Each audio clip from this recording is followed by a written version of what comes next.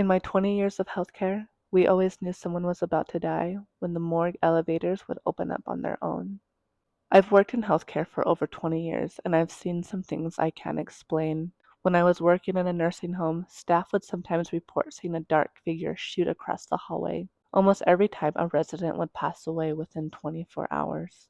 But my favorite story happened at a small hospital with about 30 beds. The hospital had been there for decades, and the basement was the old morgue. And there was an elevator that ran from the basement to the main floor right outside the nurses' station. In the middle of the night, the elevator would randomly come up and open its doors. Whenever it did, staff would immediately get on because they knew a patient had passed away. One night, my coworkers and I were sitting at the nurses' station when we suddenly heard a TV turn on at full volume down a nearby hallway. A coworker and I went to investigate. The only room we hadn't checked was a room that was closed off by maintenance. The door was shut and covered with "Do Not Enter" signs. We opened the door.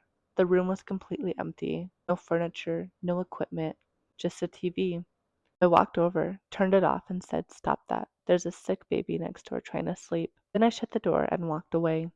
And believe it or not, the TV never turned itself on again.